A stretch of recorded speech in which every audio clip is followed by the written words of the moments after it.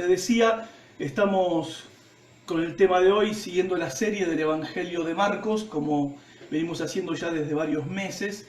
Y hoy estamos en Marcos capítulo 12, versículo 1 al versículo 12. Yo les pido que tomen su Biblia porque como es una parábola lo que vamos a aprender hoy y vamos a descubrir lo que dice la parábola primero y después su interpretación, vamos a necesitar tener la Biblia abierta. Yo voy a leer bastante hoy porque tengo que concentrarme en leer cada punto y explicar cada punto. Y se tiene que hacer con la Biblia abierta. Yo, gracias a Dios, la tengo acá en la computadora, así que no tengo que estar con el libro en la mano, por cuestión práctica, por supuesto. Pero ustedes pueden, ahí en su casa, con la Biblia en la mano, o también, si disponen del celular aparte, si me están viendo atrás de una computadora, pueden usar el celular para poder leer la Biblia en el celular. Marcos capítulo 12, versículo 1 al versículo 12, la parábola del hijo asesinado. Hoy vamos a hablar de un asesinato y de sus terribles consecuencias. Marcos capítulo 12, verso 1 al 12, vamos a leerlo, dice: Entonces comenzó Jesús a decirles por parábolas: un hombre plantó una viña, la cercó de vallado, cavó en un lagar, edificó una torre y la arrendó a unos labradores y se fue lejos. A su tiempo envió un siervo a los labradores para que recibiese de estos el fruto de la viña, como era lógico, mas ellos tomándole le golpearon y le enviaron con las manos vacías. Volvió a enviarles otro siervo, pero apedreándole le hirieron en la cabeza y también le enviaron afrentado. Volvió a enviar otro, y a este mataron, y a otros muchos, golpeando a unos y matando a otros. Por último, teniendo aún un hijo suyo, amado, lo envió también a ellos, diciendo: tendrán respeto a mi hijo. Mas aquellos labradores dijeron entre sí: este es el heredero, venid, matémosle, y la heredad será nuestra. Y tomándole, le mataron y le echaron fuera de la viña. El versículo 9 dice: ¿qué pregunta el Señor Jesucristo a su audiencia? ¿Qué pues hará el Señor de la viña? Vendrá y destruirá a los labradores malvados y dará su viña a otros. Ni aún esta escritura habéis leído, le dice Jesús a su audiencia: la piedra que desecharon los edificadores ha venido a ser cabeza del ángulo. El Señor ha hecho esto y es cosa maravillosa a nuestros ojos. Y presten atención cómo termina la parábola. Mejor dicho, cómo termina la historia. La parábola ya terminó. La reacción de la audiencia de Jesús. Y procuraban prenderle, porque entendían que decía contra ellos aquella parábola, pero temían a la multitud, y dejándole, se fueron. Al Señor Jesucristo se lo suele reconocer como un gran maestro, y particularmente por el hecho de que Él enseñaba verdades espirituales a través de parábolas.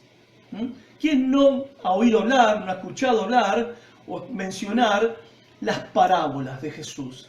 Las enseñanzas de Jesús a través de parábolas. Y muchos dicen que Jesús, al usar las parábolas, lo que hacía era usar historias que la gente común entendía y conocía para hacerles a la audiencia más clara la verdad que él estaba enseñando, que él estaba predicando. Y la pregunta es: ¿esto es verdad? ¿Esto es así? Cuando uno, por ejemplo, lee las parábolas del reino, son aquellas parábolas que Jesús comienza a enseñar con estas parábolas en Mateo capítulo 13, conocidas como las parábolas del reino. Uno escucha esas historias y cuando termina cada historia, Jesús siempre termina la historia con esta expresión: el que tiene oídos para oír, que oiga. A ver, ¿qué significa esto? Que las parábolas de Jesús, al contrario de ser claras para la gente que la escuchaban, eran oscuras. O sea, no eran sencillas para entender. En vez de aclarar la verdad, las parábolas de Jesús ocultaban la verdad. La ocultaban. Te doy un ejemplo. En Mateo capítulo 13, versículos 40 en adelante, hay una parábola que es la parábola del tesoro escondido, verso 45, si mal no recuerdo.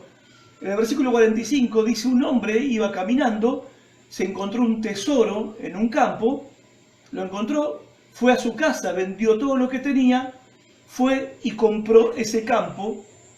Fin de la historia. ¿Sí? El que tiene oídos para oír, que oiga.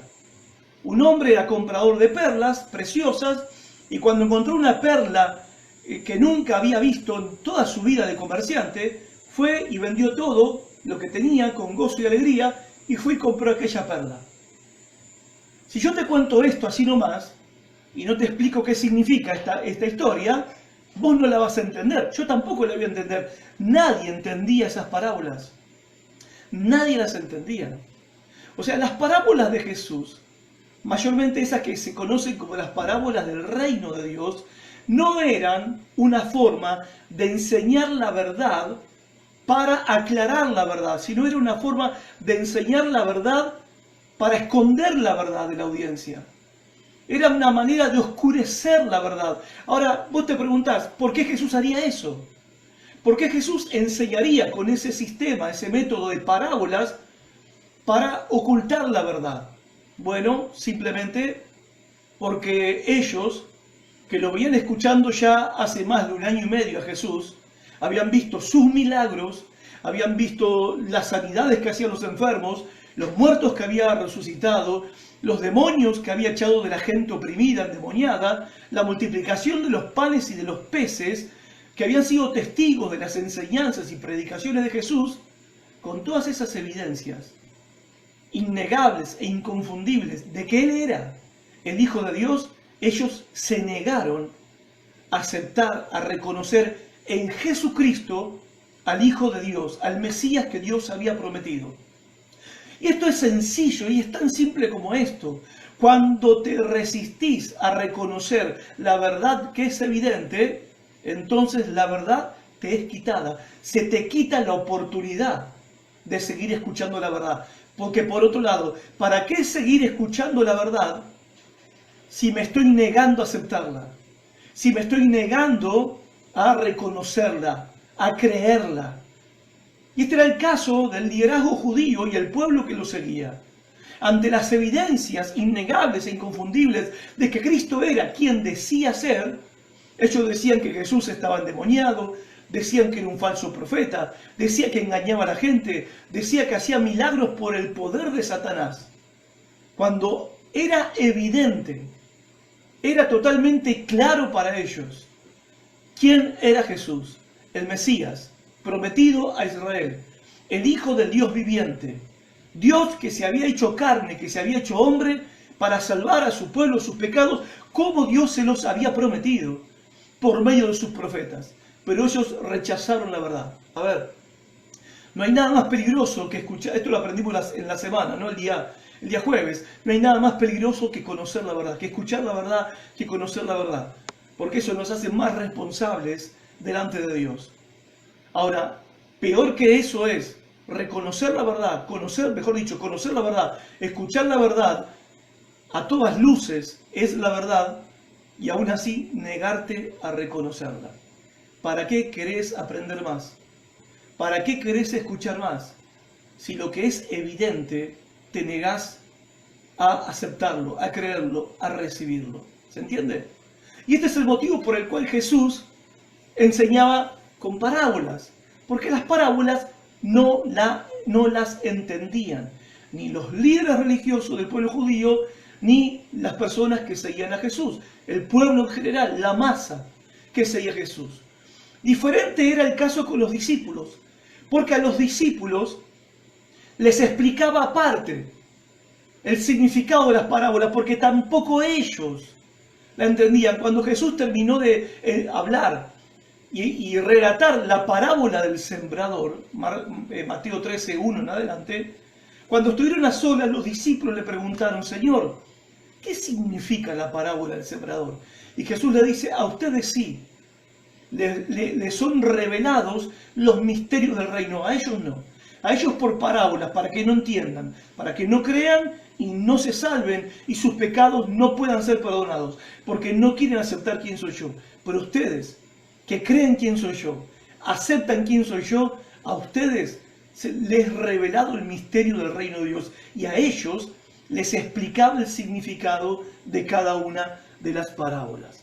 Ahora, esta parábola de Marcos capítulo 12 no es una de esas parábolas conocidas como las parábolas del reino, sino que es una parábola acerca del juicio de Dios. Es una parábola de juicio divino sobre los líderes de la religión judía, sobre los líderes del judaísmo, sobre los líderes espirituales del pueblo de Dios. Esos que dicen que Jesús es satánico, esos que ya decidieron que van a matarlo, que se van a deshacer de él, que están conspirando para matarlo. Bueno, esta parábola tiene que ver con la historia de ellos y su terrible final. Terrible, gente, terrible final. Estamos en el día que el Señor relatando esta parábola, es día miércoles de la última semana de su pasión.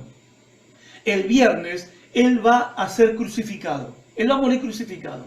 Y Él lo sabe. Jesús lo sabe. Porque en la historia, en esta parábola, Jesús está contando que va a ser así, que lo van a matar. Es más, Jesús ya lo venía diciendo hace meses, cuando a sus propios discípulos, antes de llegar a este momento, por lo menos 3 veces les dijo claramente a ellos que en Jerusalén lo iban a arrestar, que en Jerusalén lo iban a flagelar, lo iban a torturar, que en Jerusalén los judíos, los líderes judíos lo iban a entregar a los romanos y que lo iban a matar. Ya el Señor lo venía avisando a sus discípulos, advirtiendo a sus discípulos y los preparó para este momento, lo cual también nos dice una cosa, que en la vida de Jesús no hubo sorpresas. Gente, Jesús no fue un líder religioso, bien intencionado, que no supo manejar todo el movimiento que generó y que al final la cosa le salió mal y lo terminaron matando. No, Jesús siempre supo desde el principio que Él había venido a morir por los pecadores, que Él había venido a entregar su vida en rescate por muchos de nosotros, que Él había venido a ofrendar su vida para pagar por nuestros pecados, entregando su propia vida al juicio de Dios, al castigo de Dios, y esto Jesús lo sabía desde el principio. En esta historia, en esta parábola, les está relatando una historia que le está contando lo que va a pasar el viernes, que lo van a matar, se la está contando a los que lo van a matar. Porque esa es la audiencia de Jesús en esta parábola. No es solamente el pueblo, la masa que lo está rodeando en el templo. Recuerdan que hablamos que el templo tenía eran hectáreas de tierra, era grandísimo el templo, y Jesús, como los maestros de la antigüedad, enseñaba caminando entre los pasillos, los patios, las columnas del templo, en los atrios del templo, el lugar santo del templo, caminaba y la gente lo seguía y él enseñaba. Es miércoles, él está en el templo, está enseñando, y entre la gente, entre la multitud están los líderes religiosos, los principales sacerdotes, los escribas, los doctores de la ley de Dios, los maestros de la ley de Dios, los predicadores, los fariseos, los saduceos, los herodianos, estaban todos ellos los que iban a matar a Jesús el día viernes.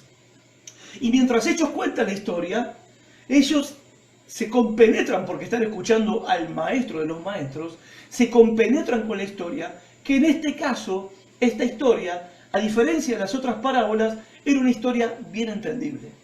Era clarita. Al principio ellos no caían que Jesús estaba hablando de ellos, pero en un momento de la historia ellos van a caer y lo vamos a ver. Y vamos a ver también su reacción cuando se den cuenta que esta parábola está relatando la propia historia de ellos. Obvio que mientras están escuchando la historia, ellos se indignan. ¿Con quiénes se indignan? Se indignan con los labradores, los arrendatarios de esta parábola. En la Biblia de ustedes dice como título parábola de los labradores malvados. Bueno, estos labradores eran arrendatarios, alquilaban tierras para hacerlas producir, sembrar y cosechar y producir ganancias para ellos y para los dueños de esas tierras. Y ellos se indignan con el comportamiento de estos labradores. Pero vamos a meternos en la parábola. Versículo 1. Primero la parábola, después la interpretación de la parábola. Verso 1. Entonces Jesús comenzó a decirles por parábolas. Un hombre plantó una viña, la cercó de vallado, cavó un lagar, edificó una torre. Hasta acá esto es una cita casi directa de Isaías capítulo 5. En Isaías capítulo 5, el profeta habla acerca de una viña que es el pueblo de Israel.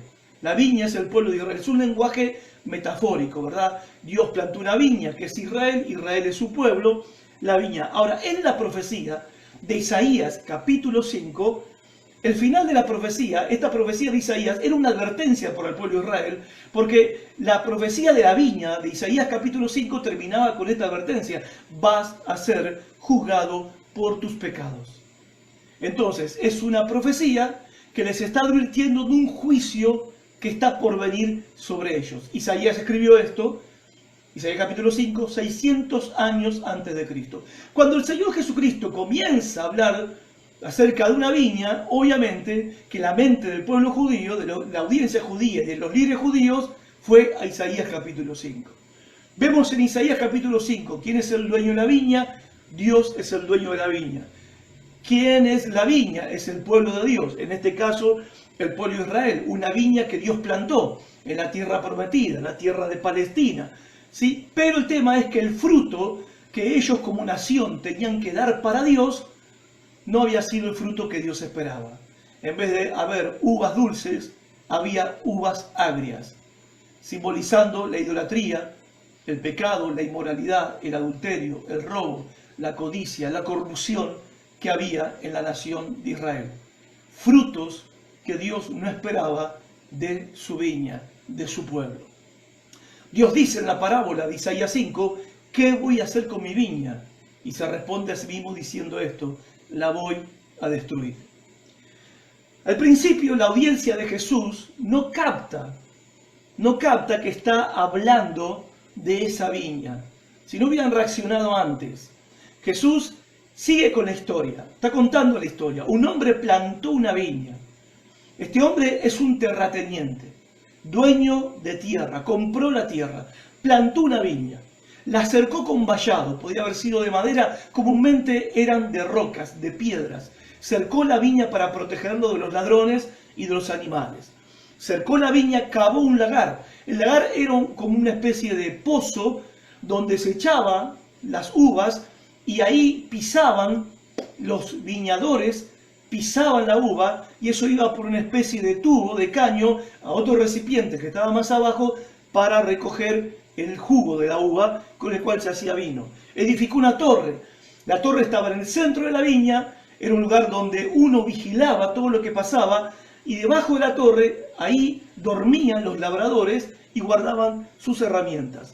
Y dice que después hizo algo que suelen hacer los terratenientes. Si ellos no van a trabajar la tierra, ellos invierten plantando una viña con todas las cosas que hace falta para hacerla producir. ¿Qué hizo el propietario? La puso en alquiler. La arrendó a unos labradores y dice Jesús que el dueño del terreno, el terrateniente, se fue lejos. Algo que era muy común en Palestina. Los terratenientes se la pasaban comprando terrenos, invirtiendo en los terrenos, plantando viñas, alquilándolas, arrendándolas a labradores y hacían un contrato y trabajaban a porcentaje.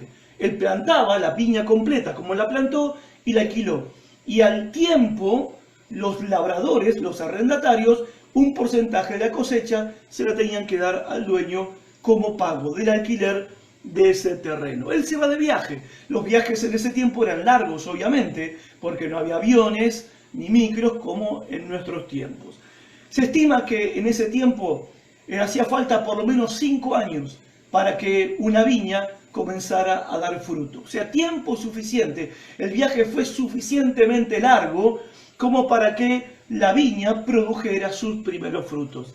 Todo está hecho. El terrateniente hizo todo, lo dejó todo en perfectas condiciones, la hizo completa la viña y se la dio, la arrendó, la alquiló a estos labradores. Versículo 2. Y a su tiempo, dice, envió un siervo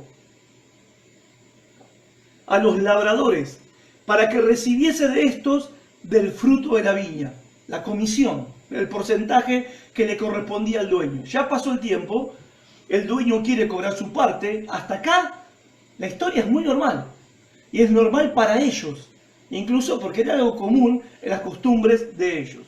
Ahora, versículo 3. Y acá se empieza a complicar la historia. Acá la historia se empieza a volver inverosímil, increíble para la audiencia, y se empieza a volver dramática también.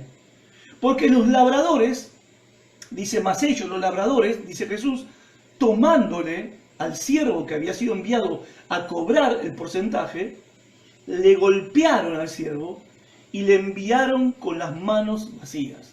En otras palabras, el dueño de la tierra, de la viña, envió un esclavo para cobrar la parte que le correspondía y le dieron una paliza al esclavo. Y lo mandaron de nuevo con las manos vacías.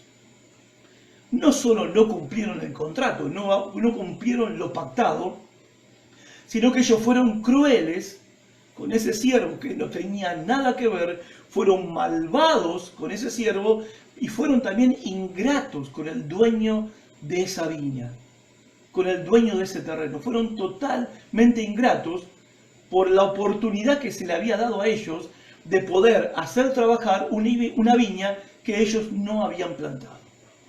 ¿Cómo sigue la historia? Verso 4 dice Jesús: volvió a enviarles otro siervo, el dueño, pero apedreándole, le hirieron en la cabeza y también le enviaron afrentado. Ahora, el dueño manda a otro siervo. Se ve que el primer siervo, al que le habían dado una paliza y que lo mandaron con las manos vacías, se ve que no volvió al dueño. El dueño dice: ¿qué habrá pasado? Que mi siervo no volvió. Voy a mandar a otro de mis siervos para que cobre la parte que me corresponde del porcentaje de lo producido por esa viña. ¿Qué hicieron con este nuevo siervo que el dueño envió? Lo apedrearon, hirieron en la cabeza y lo enviaron afrentado. ¿Saben qué significa eso? Que le reventaron la cabeza a piedrazos. Eso significa en el texto original. Le reventaron la cabeza y encima lo humillaron, lo avergonzaron. Ahora, en esta situación, mientras los líderes judíos, sacerdotes, principales, fariseos, escribas, maestros de la ley, ancianos, saduceos, herodianos, están escuchando la parábola, están empezando a crujir los dientes en contra de estos labradores. Se están indignando por la ingratitud de estos labradores, porque habían recibido tantos privilegios y ahora le estaban pagando de esa manera al dueño de la viña, con tanto desprecio, con tanta maldad. Y ellos están pensando, la audiencia de Jesús, mientras Jesús está contando la historia, ellos están pensando para sí mismos quiénes serían capaces de hacer algo tan terrible, algo tan malvado. Verso 5. Volvió a enviar a otro. Y a este lo mataron, y a otros muchos, golpeando a unos y matando a otros. Bueno, cuando llega Jesús a esta parte de la historia, de la parábola, ellos no solamente están indignados con los labradores malvados, ingratos, crueles, desagradecidos. También ahora están empezando a indignarse con el dueño de la viña. ¿Por qué manda a otro? Y manda a otro, y después manda a otro, siendo que a todos los siervos esclavos que envía a cobrar el porcentaje de las ganancias que dio su viña, a cada uno que manda, los están golpeando, reventando la cabeza, dándoles palizas, y algunos los están matando, y él sigue enviando. Entonces, ahora ellos se indignan, también con el dueño de la viña, la audiencia de Jesús. Pero, en el versículo 6, Jesús va a decir algo que a ellos los descoloca. Porque dice que el dueño de la viña le queda uno más para mandar. A uno más. Puede mandar a uno más. ¿Quién es ese uno más que al dueño le queda para mandar? Verso 6. Por último, teniendo aún un hijo suyo, amado, lo envió también a ellos diciendo: tendrán respeto de mi hijo. Y acá ya los sacerdotes, escribas, fariseos, los principales sacerdotes, la audiencia principal de Jesús, el liderazgo judío, están diciendo: no, para. No, el hijo, el único hijo, el hijo mayor, el hijo amado, no. No, Él es el heredero de todo. Él es el futuro, la continuidad de la familia. Ellos están indignados porque el dueño está mandando a su hijo a la muerte segura. Ellos no comprenden el comportamiento de estos labradores, malvados, crueles e ingratos, asesinos. Pero tampoco comprenden el comportamiento del dueño. ¿Por qué el dueño va a mandar a su hijo, a quien ama, lo va a mandar a una muerte segura? Bueno, ¿qué le hicieron al hijo del dueño de la viña? Versos 7 y 8. Mas aquellos labradores dijeron entre sí, este es el heredero, venid, matémosle, y la heredad será nuestra.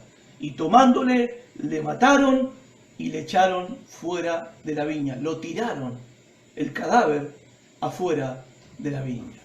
Entonces, vieron que el hijo, el heredero, el hijo del dueño de la viña, era el que venía.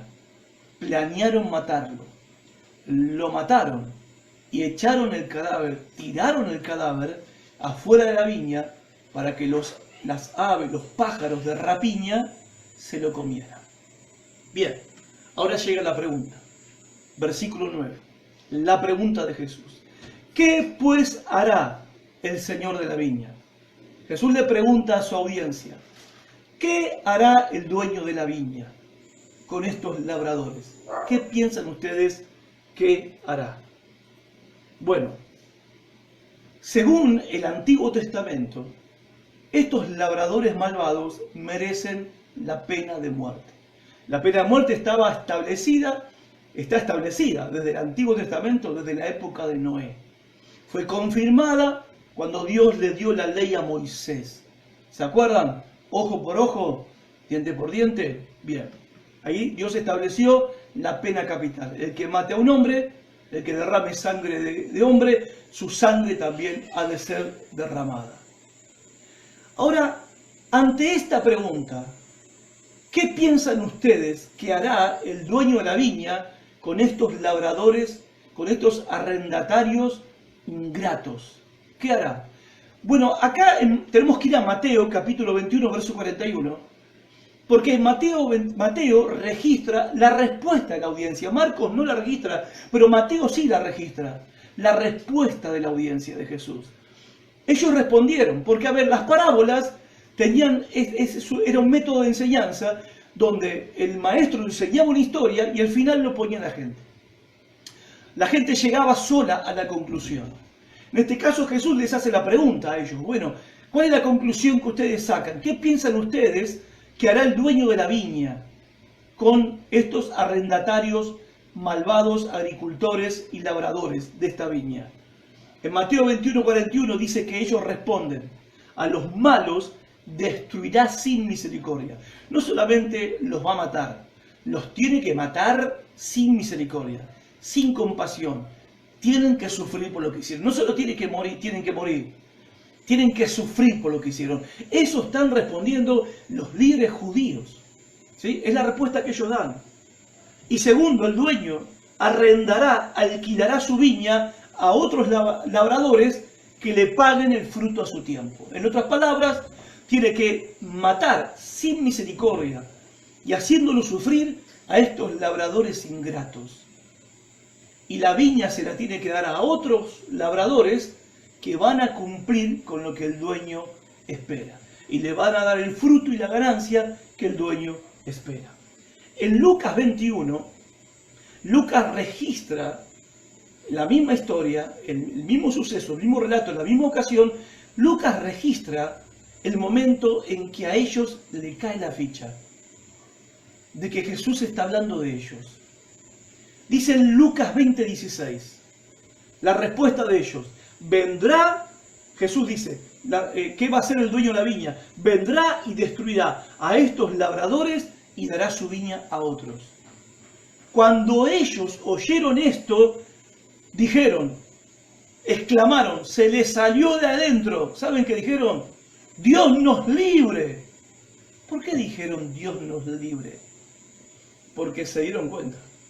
Versículo 12, entendían que decía contra ellos esta parábola. Ellos ahí entendieron que ellos eran los labradores, arrendatarios, agricultores, viñadores, crueles, malvados e ingratos, asesinos de esta historia, de esta parábola. ¿Y cómo es que ellos sabían que eran ellos? Porque ellos conocen su historia. Estos líderes judíos conocen su historia, la historia de su pueblo, la historia de su nación. Y cuando ellos contestan, Dios nos libre, ¿no? Porque ellos habían terminado de decir, el dueño tiene que destruir a esos malvados, matarlos sin misericordia, hacerlos sufrir, matarlos sin piedad y darles esa viña a otros que cumplan con el dueño de la viña. Y ellos dijeron, pero esos agricultores somos nosotros. Somos nosotros. No, que Dios nos libre, que eso no nos pase. A ver, ellos estaban en el punto donde estaban a punto de decir, ¿podemos cambiar la historia? ¿Podemos cambiar el final de esta historia? ¿Por qué? Porque ellos acababan de condenarse a sí mismos.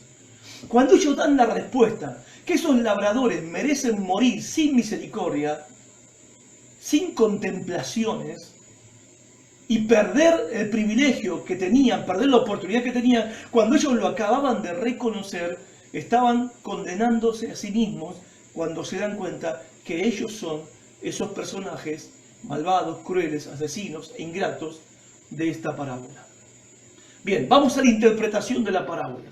No es muy difícil. ¿Quién es el hombre que plantó la viña? Por supuesto es Dios. Representa a Dios, el creador y el dueño del pueblo de Israel, del pueblo de Dios, el dueño de la viña. ¿Quién es el viñedo? El pueblo de Dios, en este caso es Israel. ¿Quiénes son los arrendatarios, los agricultores, los labradores? Bueno, son los líderes religiosos de ese tiempo que estaban escuchando a Jesús y todos los líderes judíos a lo largo de toda la historia.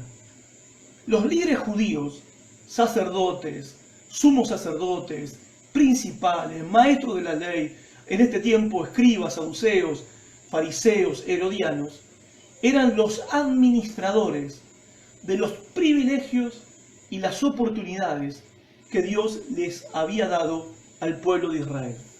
Escuchen, todo el conocimiento de Dios necesario para llevar a los hombres pecadores a la salvación de Dios, para llevar a los pecadores de regreso a Dios, todo ese conocimiento Dios se los entregó a ellos.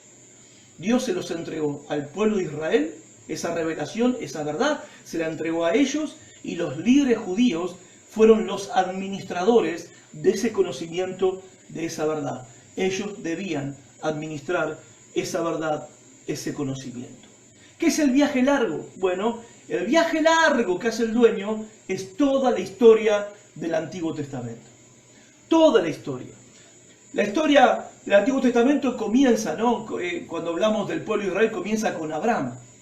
Y vemos después, más adelante, cómo Dios plantó al pueblo de Israel, la viña, la plantó en Palestina, la tierra de Canaán, la tierra prometida a ellos, le fue prometida a Abraham, su padre, su primer patriarca. Era el tiempo de Moisés, Dios le da la ley al pueblo de Israel. Era el tiempo de Josué, conquistan ellos la tierra prometida. A ellos se les dio las escrituras del Antiguo Testamento, la revelación. A ellos se les dio los pactos, Dios hizo pactos con ellos. A ellos se les entregó el sistema de sacrificios para acercarse a Dios. A ellos Dios les entregó un orden sacerdotal, líderes religiosos y reyes, no siempre fueron piadosos, para gobernar el pueblo. Todos estos líderes principales eran los administradores de todo este privilegio que habían tenido los israelitas.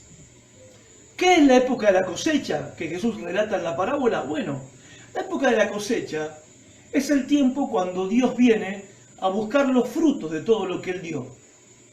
Todo lo que Él hizo por ellos, todo lo que Él invirtió en ellos, todo lo que les dio a ellos, la bendición, los privilegios, las oportunidades, la prosperidad, el cuidado que le dio a ellos. Bueno, Dios obviamente esperaba un fruto de parte del pueblo de Israel hacia Él. O sea, Dios debería poder venir de cuando en cuando y recoger buen fruto de su pueblo. Bueno fruto de su pueblo.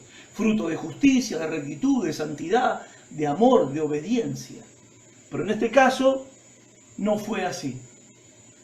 Cuando Dios vino a buscar fruto a Israel, no solamente que no había fruto, que había fruto, pero el fruto era amargo, era agrio, no era lo que Dios esperaba. La conducta de ellos, la vida de ellos, la espiritualidad de ellos no era la que Dios esperaba. ¿Quiénes son los esclavos, los siervos, que el dueño envió uno tras otro? Son los profetas del Antiguo Testamento. Los profetas del Antiguo Testamento, gente, fueron los predicadores del Antiguo Testamento. ¿Saben quién es el padre de todos los predicadores? Moisés. Moisés fue el primer predicador instituido por Dios a pedido del pueblo. Porque el pueblo en el monte Sinaí no quería escuchar a Dios directamente, tuvieron miedo de escuchar a Dios en el monte Sinaí. Entonces le dijeron a Moisés que hable él con Dios, que Dios le hable a él y que Moisés vaya después y le predique al pueblo lo que Dios había hablado. Dios estuvo de acuerdo con esa propuesta y constituyó a Moisés como predicador de su palabra, de su verdad. Moisés fue el primer predicador.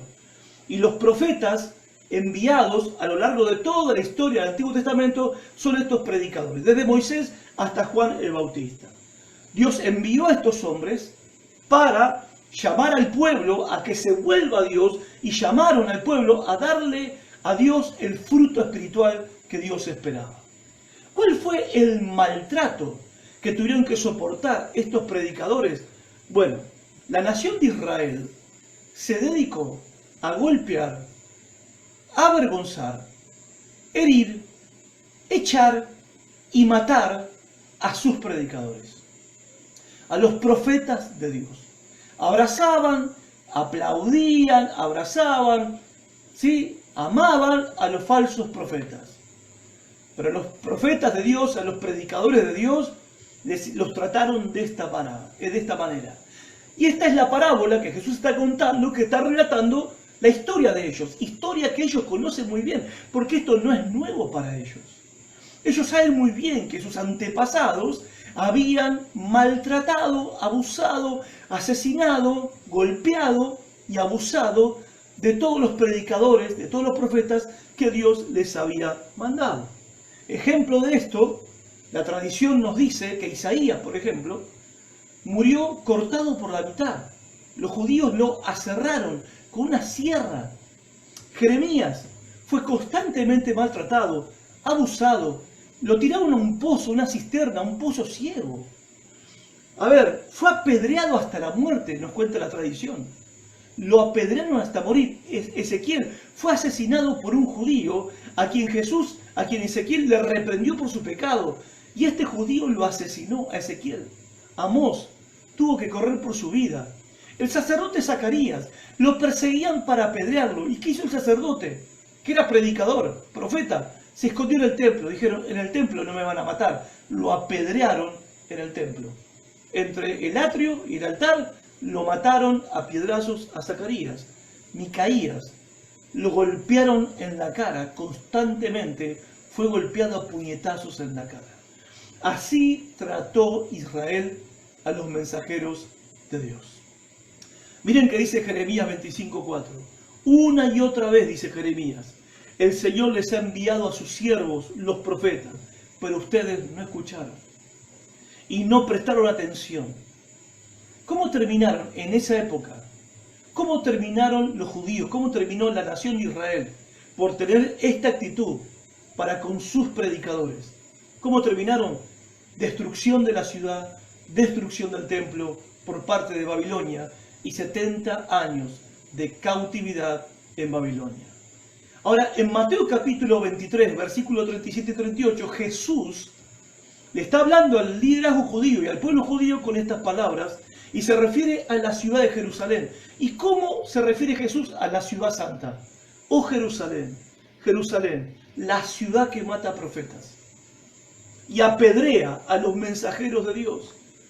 Dice Jesús, que es Dios, ¿cuántas veces quise juntar a tus hijos como la gallina protege a sus pollitos debajo de sus alas, pero no me dejaste? No quisiste, dice la versión Reina Valera, y ahora, mira, tu casa, el templo, la ciudad, va a ser abandonada iba a ser desolada. ¿Cómo terminó esta generación del tiempo de Jesús? Su liderazgo y el pueblo, ¿saben? En el año 70 después de Cristo vino Tito Vespasiano, el hijo del emperador de Roma, y destruyó la ciudad, destruyó el templo, arrasó con la tierra de Israel, y los judíos fueron dispersados del año 70 después de Cristo hasta el año 1948.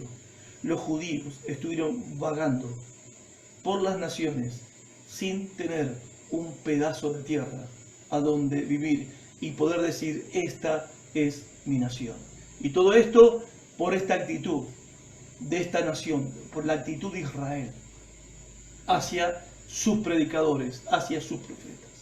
Bueno, la audiencia de Jesús que está escuchando esta parábola, ellos conocían muy bien esta historia, obviamente la conocían muy bien. Es más, Esteban, ustedes recordarán, Esteban, el diácono de la iglesia, fue el primer mártir de la iglesia cristiana, cuando predicó con ese gran sermón en Hechos capítulo 7, cuando llega al versículo 51 y 52, Esteban le dijo a este liderazgo, tercos, duros de corazón y torpes de oídos, ustedes son iguales que sus antepasados, siempre resisten al Espíritu Santo. ¿A cuál de los profetas no persiguieron vuestros padres y mataron a todos los que anunciaron de antemano la venida del justo, la venida del Mesías? Y cuando el Mesías vino, también lo mataron. Esteban está predicando después de la muerte y resurrección de Jesús. Les está diciendo, mataron a los profetas, a los predicadores de la antigüedad, que anunciaron la venida de Cristo, y cuando Cristo vino, también a él lo mataron. Seguimos la interpretación de la parábola. ¿Quién es el hijo amado del dueño que es enviado para recoger el fruto, la ganancia de la viña? Obviamente el hijo en la parábola es Jesucristo, quien afirmó ser hijo de Dios. Ellos cuando lo ven venir dicen, este es el heredero, y él se quiere apoderar de su viña. No, vamos a matarlo porque no vamos a permitir que se apodere de lo que nosotros ya consideramos nuestro. Nosotros no podemos perder el poder sobre esta viña. No podemos perder lo que ya nos adueñamos, porque él va a venir y va a tomar nuestro lugar, va a tomar nuestro poder. Los israelitas estaban diciendo, si dejamos vivo a Jesús, él va a tomar la nación de Israel, y eso no lo podemos permitir. Entonces Jesús, con esta historia, le está diciendo a sus propios asesinos que ellos lo van a matar a él. Y el viernes lo van a hacer. Esto es miércoles de la última semana de la pasión de Jesús, y el viernes ellos van a cumplir esta parábola, versículo 8, y tomándole le mataron y le echaron fuera de la viña. El viernes crucificaron a Jesús afuera de la ciudad de Jerusalén. Jesús murió fuera de la viña, fuera de Jerusalén. Pero el versículo 9 dice que no va a haber impunidad. No van a quedar sin castigo. ¿Qué pues hará el Señor de la viña? Vendrá y destruirá a los labradores y dará su viña a otros. Como le decía hace un momento, año 70 después de Cristo, llegó Tito Vespasiano, arrasó 985 pueblos y aldeas en toda la tierra de Palestina. Entró a la ciudad de Jerusalén después de un sitio de la ciudad terrible, donde la gente en la ciudad se comían a sus propios hijos, del hambre y la sed que había en la ciudad. Tito logró entrar a la ciudad y masacró a los judíos. Tiró los cadáveres por las murallas de la ciudad de Jerusalén. Quemó y destruyó todo el templo de Herodes que estaba en la ciudad de Jerusalén. Y a partir de ese día, ese año 70 después de Cristo, el templo hasta el día de hoy nunca fue construido. Se quedaron sin sacerdocio, se quedaron sin templo, obviamente, se quedaron sin sistema de sacrificios. Ellos no saben quiénes son los levitas que tienen que ser sacerdotes del ministerio para el pueblo judío. Ellos no saben porque se perdieron todos los registros de las tribus de Israel. Nadie sabe a qué tribu pertenece. Hasta el día de hoy ninguno de ellos lo sabe. No hay saduceos hoy, no hay fariseos hoy, no hay escribas hoy. no hay sacerdotes, no hay sumos sacerdotes hoy. El sistema de la religión judía quedó totalmente devastado, destruido por completo. No quedaron impunes por rechazar al Hijo de Dios.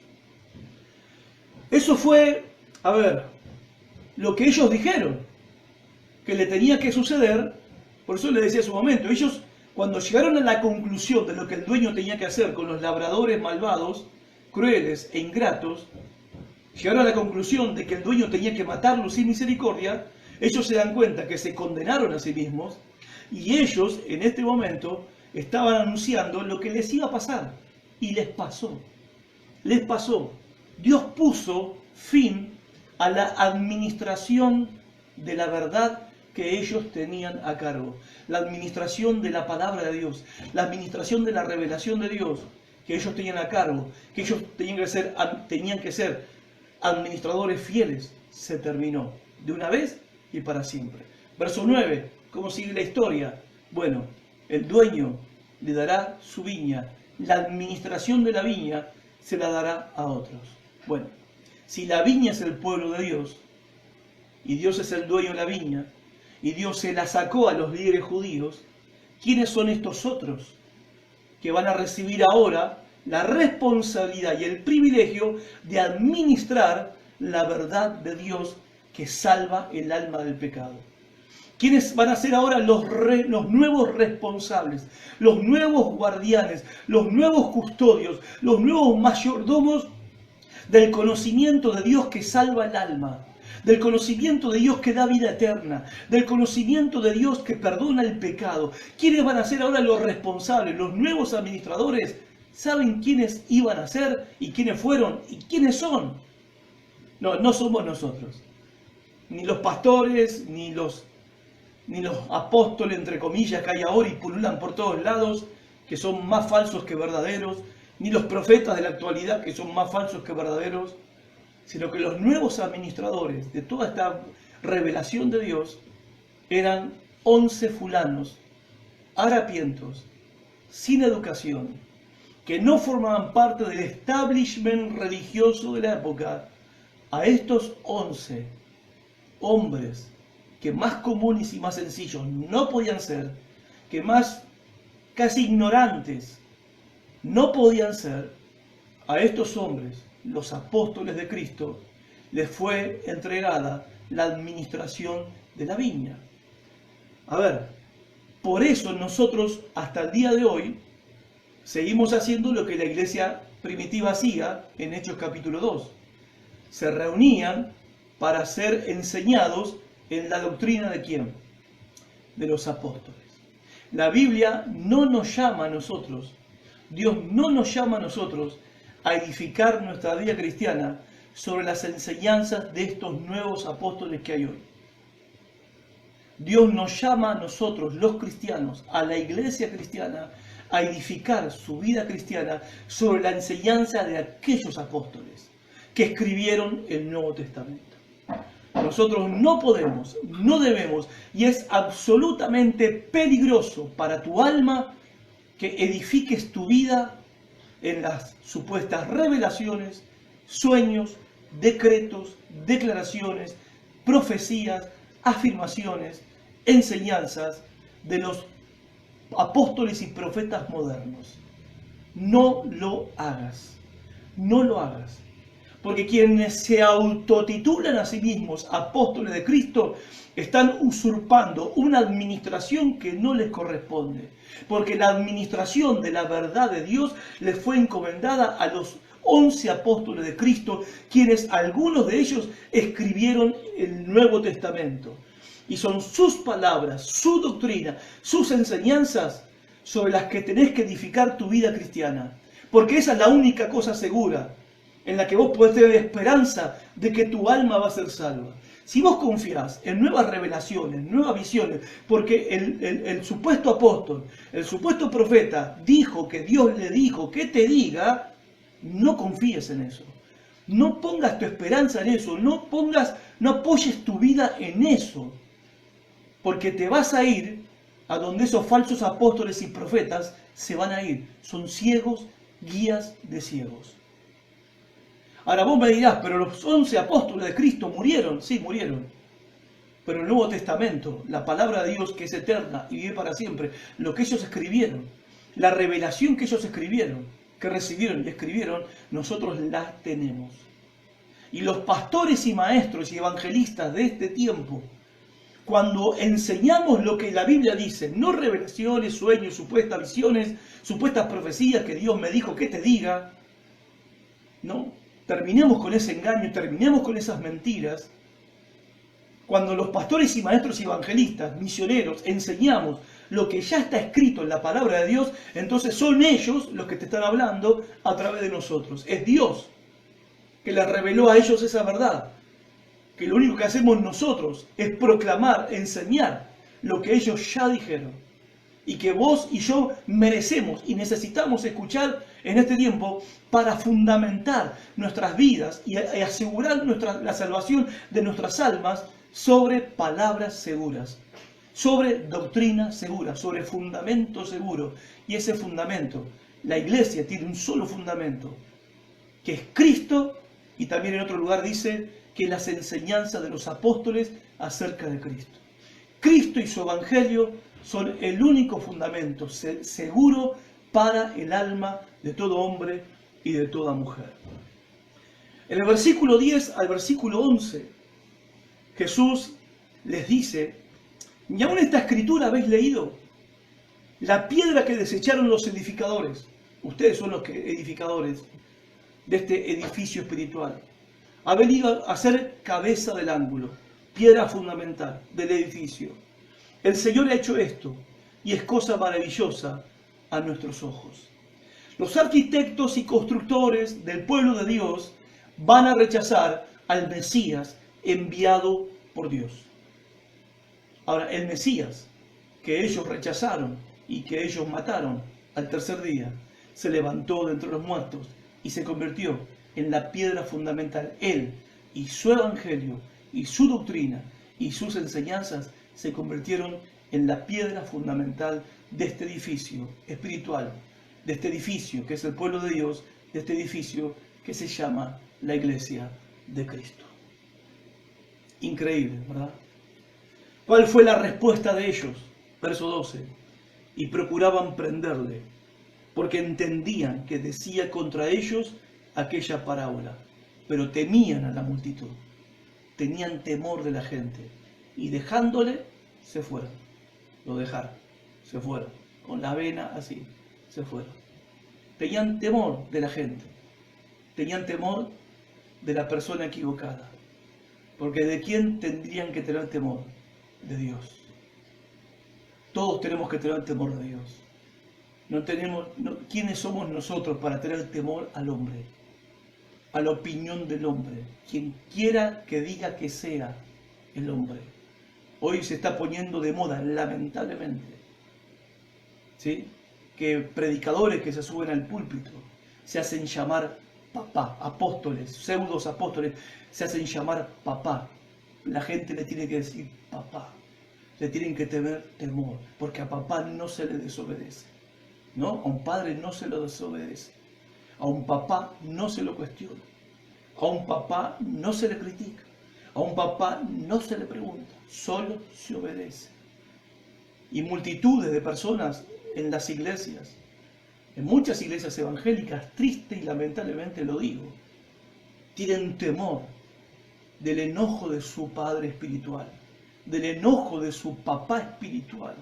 ¿Quién sos vos para tener temor de un hombre que es un simple mortal? Si vas a tener temor y si vas a preocuparte por alguien, temé y preocupate por Dios, porque es el único que tiene autoridad para echar el alma en el infierno. Él es el único. Él es el único. Ningún hombre tiene autoridad para mandarte al infierno, ni por más que te amenace con maldecirte. Te voy a maldecir, o si te vas de mi iglesia, te va a caer la maldición. Estupideces, tonterías. No temas esas palabras. Son falsos profetas, falsos predicadores. Si vas a temer a alguien, teme a Dios. Él es el que salva el alma o el que echa el alma en el infierno. Él es el que destruye el cuerpo, dice Jesús, y destruye el alma en el infierno. Ahora, ¿esto los frenó a ellos? ¿Ellos se dieron cuenta que ellos eran los labradores malvados de la parábola? ¿Ellos se dieron cuenta cuál iba a ser su final? ¿Esto los frenó a ellos? No, versículo 13. Y le enviaron, ellos se fueron, pero le enviaron a Jesús a algunos fariseos y de los herodianos para sorprenderlo en alguna palabra. Nada había cambiado. Salieron de ahí y se fueron y mandaron a unos comisarios suyos a ver en qué podían enganchar una palabra a Jesús para acusarlo de blasfemia y condenarlo por falso profeta y por hereje. Conclusión y termino. Amigos, Jesús dijo esta frase: ¿estás a favor de mí o estás en contra de mí? Eso dijo Jesús. Y esto es verdad, para vos y para mí. ¿Estamos a favor de Él o estamos en contra? No hay término medio. ¿Creemos quién dice que es Él? ¿Creemos lo que Él dice acerca de Él? ¿Lo que Él afirmó que es? ¿O no lo creemos? Y no creerlo es rechazarlo. Es convertirte en su enemigo. Vos me decís, pero esa no es mi intención. No importa si es tu intención o no es tu intención. Jesús dijo esto: si estás a mi favor, si no estás a mi favor, entonces estás en contra. No hay término medio. La verdad que se revela en la Biblia es inconfundible y es innegable. Jesucristo es el Hijo de Dios. Jesucristo es el único camino de salvación del alma. Jesucristo es la verdad absoluta. Jesucristo en Cristo está solamente en Él está la vida eterna. Solamente Él tiene autoridad para perdonar pecados, solamente Él tiene autoridad para salvar pecadores. Él es el que determina quién se salva y quién no se salva, quién va al cielo y quién va al infierno. Eso lo determina Jesucristo, eso lo enseña la Biblia y es innegable y es inconfundible. Entonces la pregunta es esta: ¿qué vas a hacer ante esta realidad? O mejor dicho, ¿qué vas a hacer con respecto a Jesucristo en tu vida? ¿Qué vas a hacer? Consejo de predicador: no seas como estos líderes religiosos. No seas como ellos, que negaron lo evidente. No seas como ellos, que tuvieron temor de perder el aplauso de la gente. Qué tontería pensar en lo que van a decir los demás. Si creo en Jesús, si me convierto a Cristo, si le entrego mi vida a Cristo, ¿qué van a decir los demás? Qué tontería es pensar en eso, cuando lo que está en juego es la salvación eterna de tu alma. No seas como estos líderes judíos. Negaron lo evidente. Se negaron a aceptar la realidad. No querían perder el poder de gobernar sus propias vidas, porque entendían que si creían en Cristo, tenían que someterse a las enseñanzas de Cristo. No, gracias, dijeron ellos. A nosotros nadie nos maneja la vida. Ahora, todos estos argumentos a la luz de la salvación de tu alma son tonterías, son insensateces. Porque si nosotros seguimos la misma actitud de ellos, vamos a ir, como ellos, derecho al juicio de Dios. Cuando lo que podemos hacer nosotros, que es mejor, es correr hacia el reino de Dios, cuya puerta para entrar se llama Jesucristo. Y si te arrepentí de tus pecados y le entregás tu vida a Cristo, te rendís a Cristo, poniendo toda tu confianza en Él, la puerta al reino de los cielos y la salvación eterna de tu alma, la puerta se te será abierta y la salvación te será dada. Y el perdón de tus pecados eternamente y para siempre. Yo que vos lo pienso y lo pienso muy seriamente. Dios te bendiga. Gracias por estar ahí. Compartí este mensaje. Muchos necesitan escucharlo en tiempos difíciles como los que estamos viviendo. Chau y hasta nuestro próximo encuentro el día jueves a las 20 horas. Chao.